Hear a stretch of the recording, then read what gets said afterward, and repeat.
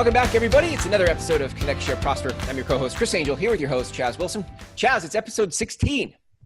Wow, we're already at 16. 16, man. It's consistency, just again and again and again. That's it, right? It's the number of podcasts I've listened to where like I get real excited about it. I listen to it and it's like it stopped after episode 5. They got 5 good ideas and then they moved on to it. Right. We're just going to keep going and we're just going to keep adding value. Yeah, I love the feedback. So those of you listening that continue to send feedback to us, really appreciate it. In fact, many of the people who've given feedback have given us a direction to go with some of these shows, which I love it. So we want to continue that. People can always let us know. I want to also, just before we dive into, for those of you listening, listen, if you haven't already rated and reviewed and subscribed on iTunes, please do that. It not only gives us feedback, but it also helps other people find this organically in the podcast directory. So please, if you're listening on iTunes or Google Play, wherever you're listening, subscribe, rate, and review because it helps others find the podcast. Yeah, great point. Cool. All right, today we're talking about the top 5 industries that should start a networking group. Yeah, I mean, first of all, I think everyone should be in a networking group. I actually think it doesn't even matter if you own your own business, you should be in a networking group. And I'll share some of those reasons on another episode. But the top 5 for me really are real estate, number 1. And I think, honestly, it's easy for me to think of real estate because that's the industry I came from. Right. So it's like quick to relate to that. Yeah. But I think real estate agents connect with so many people. So we'll talk more in depth. But real estate for sure. Financial services is a definite, right? You become such a valuable asset to your clients. Aside from you. The trades. I mean, my goodness, I think the trades are some of the last people that think they need to be in a networking group, and they're some of the first that should. Lots of opportunity. Oh, tons of opportunity. Yeah.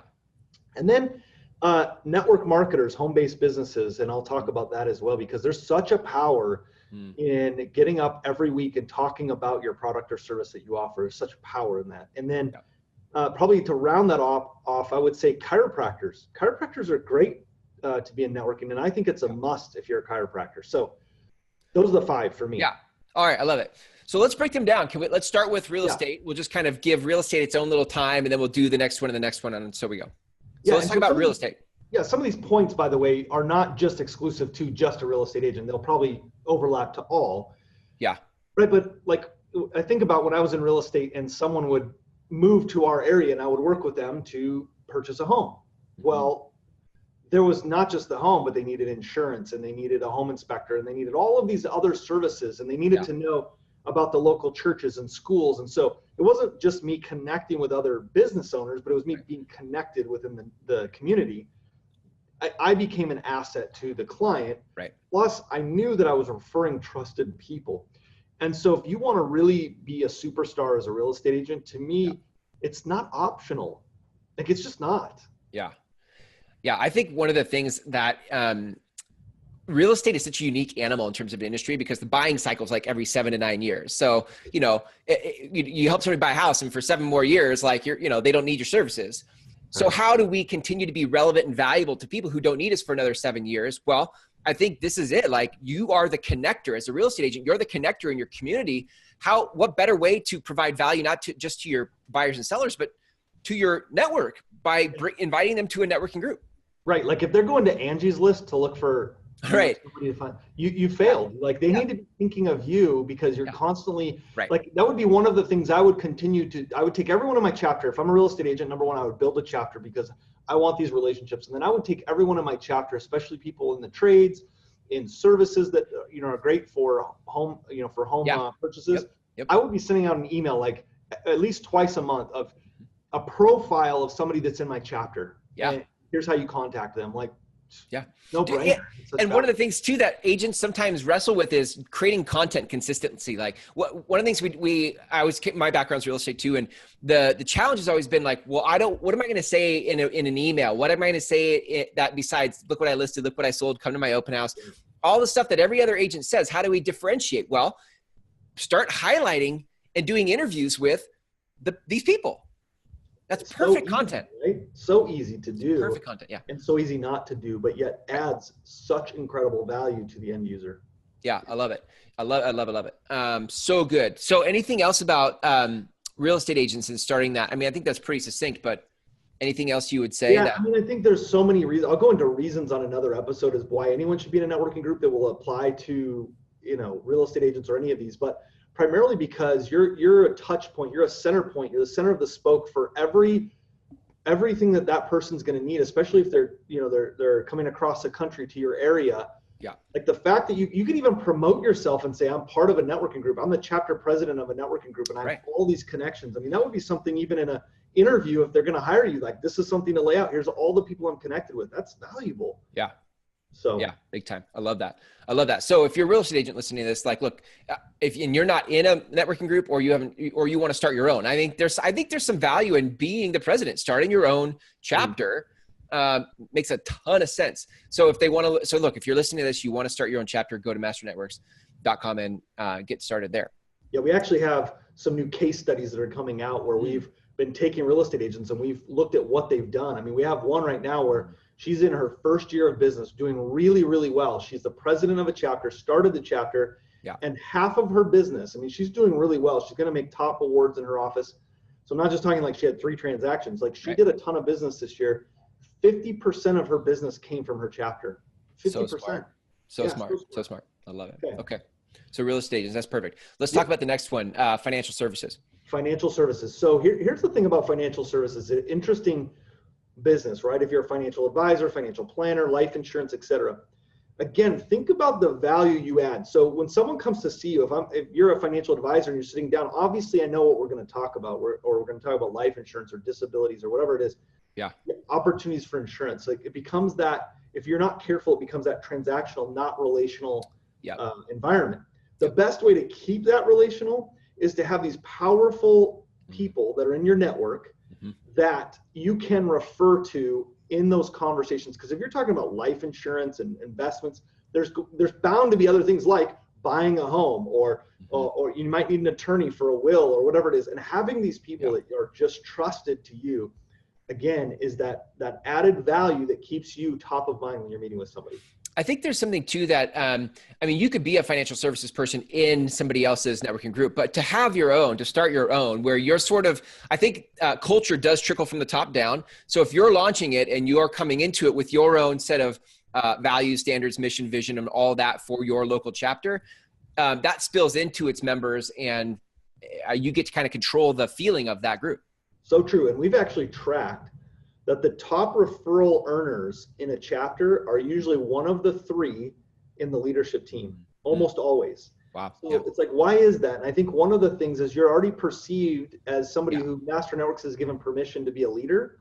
And so it's like, you're perceived as a leader. So people respect you and honor you and want to send, you're trusted. So there's no doubt that that's something to be looking at.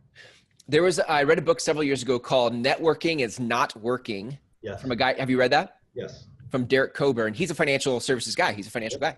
Yeah. And he started his own networking group on the idea, much like Master Networks was founded on, which is like, look, it's about having networking is about giving. It's not showing up and trying to get from things. It's about giving. And one of the best ways he could have added value to his people was by being a connector and saying, oh, you need somebody? I've got somebody.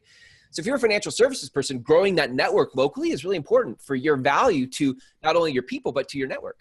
Yeah, and I always looked at it like, same with when I was in real estate, is I wanted to start the chapter so I could put the people in there that I wanted to build around my network, right? And the high level people and stuff. So that's why I always think it's smart to start a chapter. Yeah, so smart, so smart. Okay, good. Let's talk about the trades. I think this is a really good one because often overlooked, but I think there's some massive opportunity for the trades. Well, it's a massive opportunity because so few of the trades actually get into networking groups, in my opinion. Yeah. Right? I'm too busy. My appointments are during the day. I will tell you what, again, we have a whole bunch of case studies coming out. I can give you 2 really quick. I have a general contractor and a plumber. And both of these guys have jumped into chapters and now have, over the last 2 to 4 years, have put multiple people in chapters, right? As they grew their teams. Like one, he took his business from 280,000 to just shy of 2 million in 3.5 years. Wow. We have another guy who is a plumber who jumped in and he visits every chapter all the time and he's getting so much business. He's expanded new teams, new vans, new everything. Yeah. Now, I think it's the Green Plumbing Association, or I probably have that wrong, but some association of green plumbers that focus on this. They've actually reached out to have him be their spokesperson nationally. Wow. Right. So now he's flying around the country because he's understood the power of networking in the trades, guys. Like if you're in the trades and you're listening to this, or somebody that's in the trades, they have to get into a networking group. because again, you're competing with Angie's List and Craig's List and all these other lists. The best is your own chapter. I think so too. I think oftentimes what I'm looking for, I need a plumber, I need an HVAC person, I need somebody, and nobody seems to know like who to refer me to. I'm like, they're like, I don't know, go to Yelp, go to Angie's List. I'm like, but how much better would it be if we just need some of these like tangible trades things to get done, like gold mine to be in a networking group. Yeah, for sure. Big time.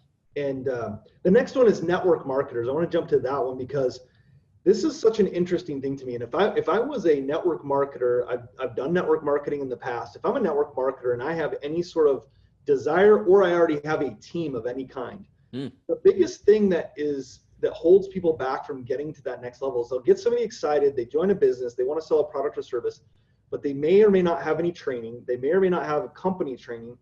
And then those people, like after they've talked to their few close friends, they don't have anybody else to go talk to about the product or service. Yeah. Disinterested, not excited, and they step away. Yeah, good point. So you're constantly having to refill that pipeline. The best network marketers I've seen is they are the ones who are getting out every week and talking about the product, not about recruiting, the product or service every single week. They're not building in isolation from their home.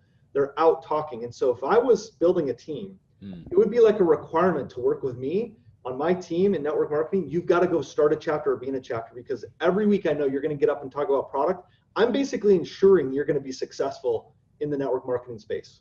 Yeah, big time. It happens all the time, where I love how you said that, because people will get in, they'll talk to a couple friends, and then things kind of dwindle. And then, I mean, one of the biggest challenges in growing a team that way is retention, right? The revolving door. And if you can't retain your people, actually, and on top of that, there's training built in with master networks. Like you get, it's almost, I don't want to say outsource it, because you still want to have your own training in there, but you also get to enhance your team with additional training through chapters. Yeah, think of all the benefits if you're building a network marketing business. You bring somebody in who literally may not have any business experience. They get to talk about the product each week. We're training them. We're building culture. We're doing all these things that supports what you're doing. It's like, to me, it's an absolute must. If I'm a network marketer, I better get my people in any and every chapter, if not start the chapter in any area. Yep, I love that. So good. All right, let's talk about chiropractors. Yeah, last chiropractors. And I think it wasn't last for any reason. It's just that I think it rounds it out really well, because as we've already mentioned, you become such an asset. I've always found that in my experience, my chiropractor is somebody that when I go to visit, like it's almost like relational family. We kind of know each other. Yeah. The co-founder of this company is a chiropractor, and that's how we met. And I always found like it's sort of like my wife's hairdresser in a way, like in a sense, like she's always telling them stuff that's going on in life. And I always felt like with my chiropractor, and now I moved here and I got a chiropractor, I'm always telling them stuff that's happening. How are the kids, all this stuff. And just by nature, discussions come up. Whereas a chiropractor, again, you could say, oh, I've got somebody for that, or I can help you with this, or I can help with that. And chiropractic schools are so good at teaching them how to be chiropractors.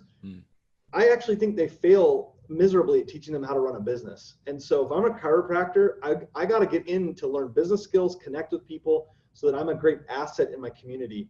I think they tell them to network, but they don't really show them how to do it. And that's what we do at Master Networks. Yeah, I love it. So good. So good. I think you could take everything we said about each of these 5 trades and you could apply really to anybody, right? Any industry that you're in. The same reasons apply to you, but these are 5 industries that sort of rise to the surface when we think about like, oh, well, this is a no-brainer for these industries. Well, here's an interesting thing too, Chris. Let's say I'm the chiropractor, right? And you hear this podcast and you go, I need to start a networking group and I want to start a Master Networks group. Well, here's the interesting thing. You know the first 4 people you're going to go call? The real estate agent, the financial services, a tradesperson, and a network marketer. Yeah. Why? Because they're all going to bring 10 or 12 other people. Yes, I love that. So you have them in your group anyway. Just send them this podcast. They'll hear it and go, yeah, I need to be in your group, right? Right. So, yeah. Hey, you're welcome. We outsourced it for you. Just send them this podcast episode and they'll totally get it. That's it. I love it. That's it, man. So good. What a great episode, Chaz. Thanks so much. If people want to learn more about Master Networks or starting their own group, which is what this whole thing is about, like how do they start their own group? Where can they go? Yeah. So go to masternetworks.com. And I just want them to know that there's so many ways we're different, but here's something you should know. If you're interested in starting a chapter, what you should know is we invest in you. We now have a full team set up that will help you get from you to launching your chapter. And now we provide a coach, no extra charge on any of this, by the way, there's nothing more, that coaches you all along the way to grow your chapter and be successful. So we don't just say, go do it. We're going to do it with you. Yeah. And that's the power of being part of Master Networks. I love it. So good. Chaz, great episode today. Thank you so much. We'll catch you in the next episode. All right.